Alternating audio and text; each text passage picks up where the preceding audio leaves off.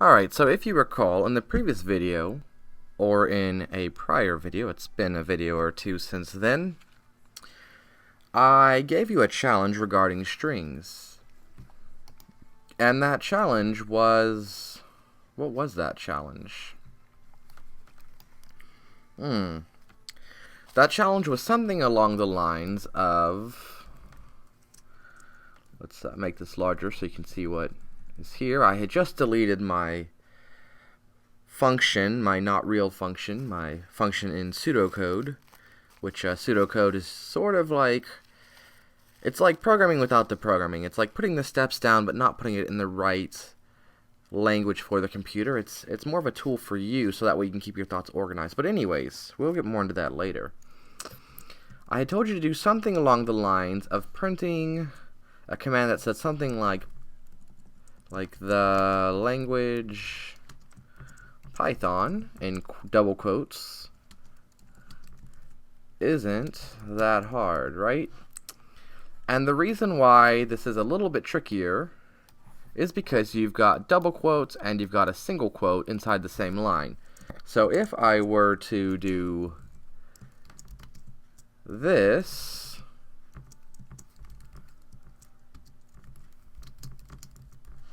we'd have the issue in that this would try to end the string that was started here. If, however, we use single quotes, this would try to end the line that was there. Now, if you remember way back early on when I was first showing you a couple of the things, I showed a couple other things that you could do too. And that was putting multiple strings inside the same print command. So we could do that. We could have all of this here up until that point. And then we could put this in double quotes. And we could put a plus here, right? So if I do this, let's exit. And if I open my terminal,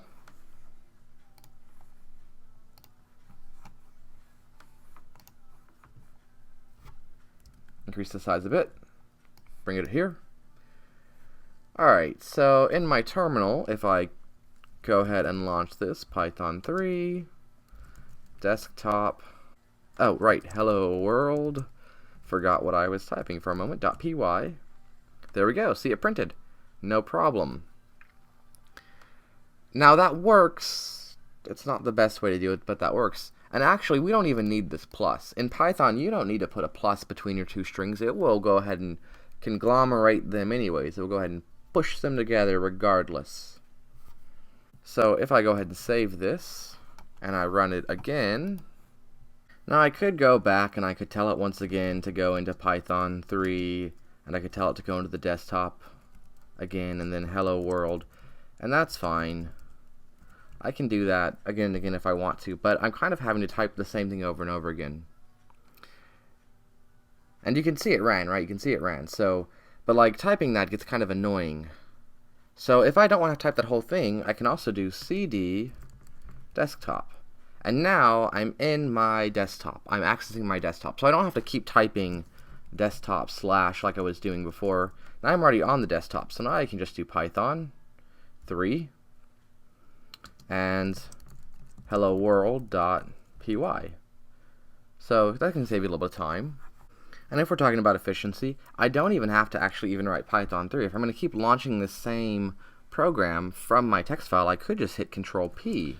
And that's going to grab the previous command, like so. And if I hit Control P, there you have it. And if I hit Control P again, it goes to the command even before that, where I chose to use my desktop as the current directory. And I don't even have to do that if I don't want to. I can even just press the up arrow. So any of those might make this more efficient. And while we're talking about efficiency, we could make this up here more efficient as well. We don't have to use separate strings in here. We could instead use a couple other options as well. In Python, we can actually even use triple quotes. So let's get rid of that little bit there, and that little bit there. So we have the Python, we have the language Python isn't that hard once again. We have our triple quotes around it. And if we save this and we rerun it, so pressing up, there we go. And you can see it worked. And instead of triple quotes, we could also use triple double quotes. That gets a little confusing. Command S to save, and we'll rerun it, so pressing up. You can see it worked. If for some reason we don't want to use triple quotes, we have other options too. So we have an escape sequence, and what that does is that kind of escapes this current string marker and allows it to sort of ignore that and use the actual character that would be there. So we're talking about a backslash, and we also need to put a backslash here as well, because it's only going to escape the sequence, escape this string command for that one, so we need another one here. And if we hit Command S again, we open the terminal, press up, see it worked again. Now can we do that for this character instead? Let's find out. Let's replace this with a single quote, and this with a single quote. Stick that backslash there, Command S. Back in our terminal, press up, run. No problem. And you know what? We've got other options too. Now you might say, what if we want to put a backslash in here for some reason? How do we do that? Well, if we want a backslash, then we have to do 2 backslashes. So that way it knows that it's not just an escape command, that we actually want a backslash. Looks a little weird, but it's okay. So if we do Command S, and we run it again, press up, there we go. Now we've got a backslash in there.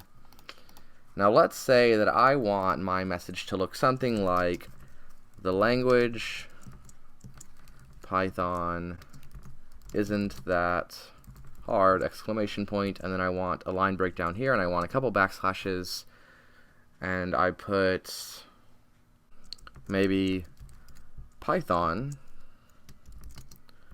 was written to be simple and readable. Did I spell that right? I don't know, it doesn't matter. Let's say we want to write that, right? So I've got 1 backslash here. How do I make that line break, right? So I have 2 options. I could copy and paste this and start up my new line here, right? And then we can grab that and stick that in here. And that would work. So if I Command S, ooh, let's delete that so we don't mess that up. And for the most part, this will work. Let's close this. This is getting a little crazy.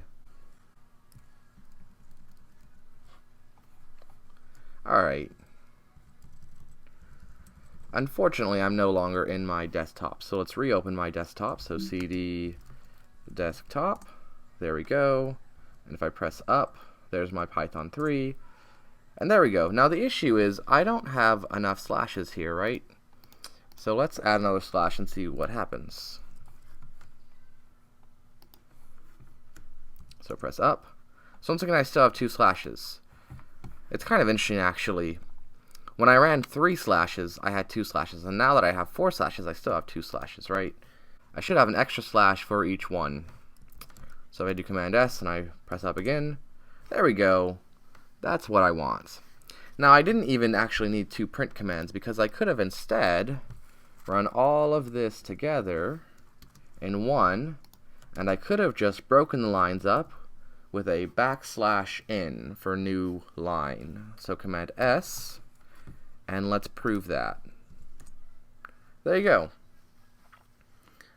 And so there's a lot of ways that you can do things. Even if you didn't know this more efficient way, you still could have successfully completed the previous challenge, only knowing what I had shown you prior.